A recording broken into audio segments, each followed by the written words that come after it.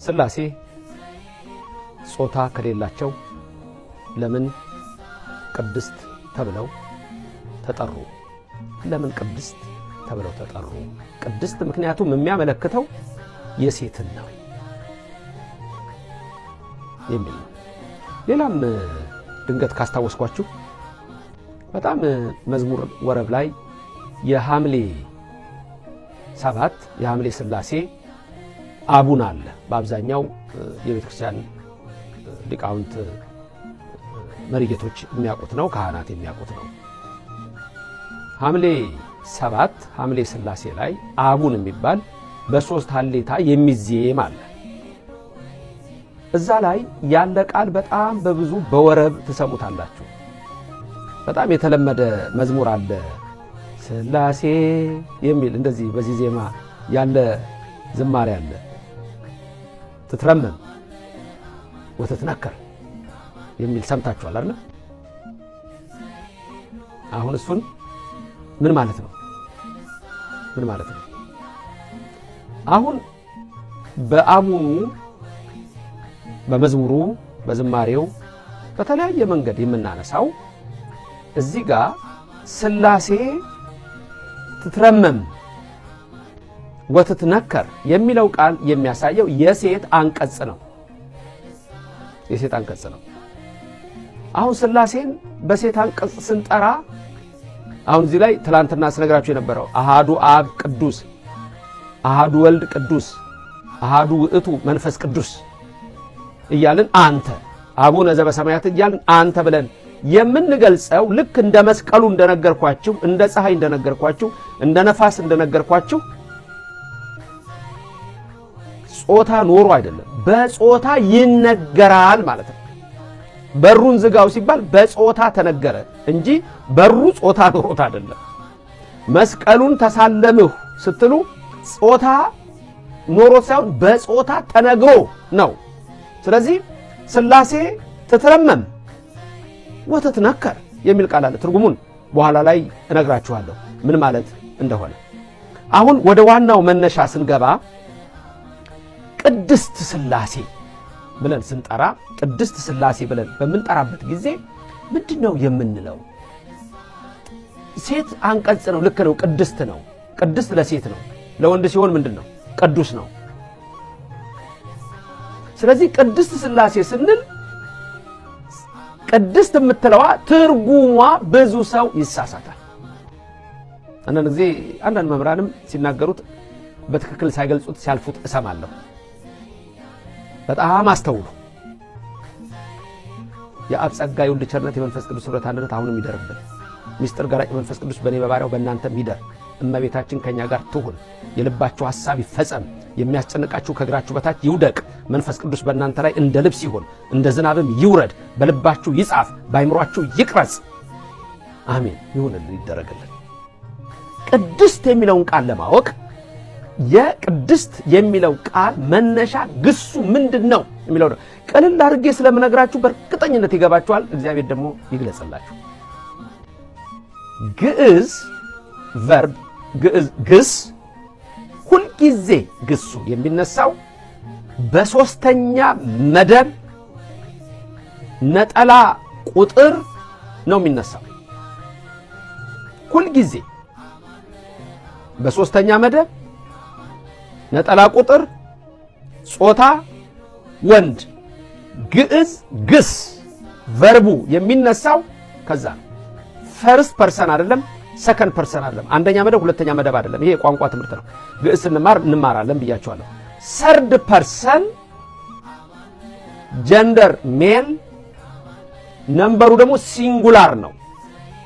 ያ ምን ተብሎ ይጠራል መሰላችሁ? በግዕዙ ውእቱ ተብሎ ይጠራል። በእንግሊዘኛው ሂ የምንለው ውእቱ። ግዕዝ ግስ ሁልጊዜ ሲነሳ በሶስተኛ መደብ ጾታ ወንድ ቁጥር ነጠላ በውእቱ ይነሳል። ስለዚህ ይሄን ቅድስት የሚለውን ለማምጣት ምንድነው መነሻው ካላችሁኝ ቀደሰ የሚለው ቃል ነው። ቀደሰ ቀደሰ የሚለው ቃል ትርጉሙ ሲገባችሁ ከዛ እንደ ቴክስቱ እንደ አውዱ ወይም እንደተቀጸለው ቅጽል ነው። በነገራችን ላይ ቅድስት የሚለው ሳድስ ቅጽል ይባላል። እንዴት ነው ይሄ ቅጽሉ ምንድነው የሚያመለክተው የሚለውን ለማወቅ በሶስት መንገድ ልንገራችሁ። ቀደሰ ትርጉሙ የቀደሰ ትርጉም ቀደሰ በሉ ቀደሰ ቀደሰ አንደኛ ትርጉም አመሰገነ፣ ሁለተኛ ትርጉም ለየ፣ ሶስተኛ ትርጉም አከበረ። ከዚህም በላይ የተለያዩ ተመሳሳይ ትርጉሞች አምጥቶ በተለያየ ነገር ውስጥ ሊገባ ይችላል። ሶስቱን ግን ያዙ። ምንድነው ያልኩት? ቀደሰ የሚለው ቃል አንደኛ ምንድነው? አመሰገነ። ቀደሰ የሚለው ቃል ሁለተኛ ትርጉም ምንድነው? ለየ። ቀደሰ የሚለው ቃል ሶስተኛ ትርጉም ምንድነው? አከበረ። አመሰገነ፣ አከበረ፣ ለየ አይደል? ሌላም ልጨምሩበት ስላላችሁ ቀጥታ ወስዳችሁ ቀደሰ ቀደሰ ቀደሰ ቀደሰ አራት ትርጉም ልናደርገው እንችላለን። ተመልከቱ። ቀደሰ ቀደሰ መምሬ ዘውዴ ቅዳሴ ቀደሰ ካልኩ ቅዳሴ ቀደሰ፣ አመሰገነ። እንደሱ ነው ማለት። መምሬ ሀብተወልድ ቅዳሴ ቀደሰ ብል ወይም ቅዳሴ ቀደሱ ብል ያ ነው። በግዕዝ አንቱ የለም በነገራችን ላይ ሁሉንም አንተ ነው የሚለው። ስለዚህ መምሬ ሞገሴ ቅዳሴ ቀደሰ ካልኩኝ ቀደሰ፣ አባ ሞላ ቅዳሴ ቀደሰ ካልኩኝ ቀደሰ፣ መምሬ ሙሉጌታ ቅዳሴ ቀደሰ ካልኩኝ ቅዳሴ ቀደሰ የሚል ትርጉም ይኖራል። አሁን ይሄን ትርጉም በአራት ቀደሰ የሚለው እንዳለ ውሰዱና ከዛ ቀጥሎ ምንድነው ያልኩት? ቀደሰ አንደኛ አመሰገነ፣ ቀደሰ ሁለተኛ ለየ፣ ቀደሰ ሶስተኛ አከበረ። ከኔ ቀጥላችሁ ድገሙ። ቀደሰ አመሰገነ፣ ቀደሰ ለየ፣ ቀደሰ አከበረ። ስለዚህ አሁን የትኛው ነው ቅድስት የሚለው እዚህ ጋር የሚለውን ለመመልከት መጀመሪያ ቀደሰ የሚለው ቃል ሲረባ ሲገሰስ እንደውም የሰራዊት አለቃ ነው፣ ዋና ነው በግዕዝ ትምህርት ውስጥ። ቀደሰ ይቀድስ ይቀድስ ይቀድስ ይላል። ቀደሰ የሚለው ቀዳማይ አንቀጽ ተብሎ ይጠራል። ቀደሰ ይቀድስ የሚለው ካላአይ አንቀጽ ተብሎ ይጠራል። ፊውቸሪቲን የሚያሳይ ይቀድሳል የሚል ትርጉም፣ ይለያል የሚል ትርጉም፣ ያከብራል የሚል ትርጉም ሊሰጠው ይችላል። ስለዚህ ቀደሰ ይቀድስ ይቀድስ ይቀድስ ቀድሶ ቀድሶት ብሎ ርዕስ ይወጣል።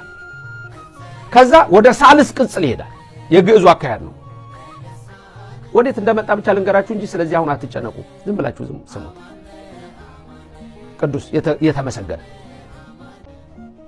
የተቀደሰ፣ የተከበረ፣ የተለየ እያለ በዚህ ይመጣል። ከዛ ቅዱስ የሚለው የወንዱ ወደ ሴቷ ሲለወጥ ቅዱስ የሆነው ምንድነው የሚሆነው? ቅድስት። አሁን ቅድስት የሚለውን ስናመጣ አንደኛ ትርጉም የተመሰገነች ይሆናል። ሁለተኛ ትርጉም የተከበረች ይሆናል። ሶስተኛው ትርጉም የተለየች ይሆናል። አሁን ልብ በሉ፣ ሁለቱን ያዙት። ያኛውን ተውትና ባመሰገነና በለየ ያዙት። ቅዱስ የተመሰገነ፣ ቅዱስ የተለየ፣ ሁለት ትርጉም ያዙ። ንገሩኝ። ቅዱስ አንደኛ የተመሰገነ፣ ቅዱስ ሁለተኛ የተለየ። ለሴቷ እናምጣ። ቅድስት የተመሰገነች፣ ቅድስት የተለየች። እዚህ ላይ ላቁምና አሁን ምንድነው ሥላሴ ጾታ አላቸው ከተባሉ ለምንድነው ቅድስት ተብለው የሚጠሩት የሚለው ነው። ምክንያቱም ጾታ የተባለው በጾታ ይነገራሉ ነው እንጂ ይሄን ሁሉ ምሳሌ ስነግራችሁ የነበረው ትላንትና እንዲገባችሁ ነው። ስለ እግራችሁ አንስቼ ስለ ስጋ አንስቼ የነፍስ ጾታዋ ሴት የስጋ ጾታ ወንድ እንደሆነ ሌላ ቀርቶ አካል ይሄን ጆሮዬን ይሄን አይኔን ይሄን ራሴን ያልኩ ያን ሁሉ የዘረዘርኩት እኮ እዚህ ጋር ጾታ አለ ማለት አይደለም። እናንተ ሴቶች ናችሁ። ለምሳሌ ሴቶች አሁን የምትሰሙኝ እግዚአብሔር ይባርካችሁ፣ የቅዱሳት አንስት በረከት ይደርባችሁ፣ እናቶች እህቶች ይደርባችሁ።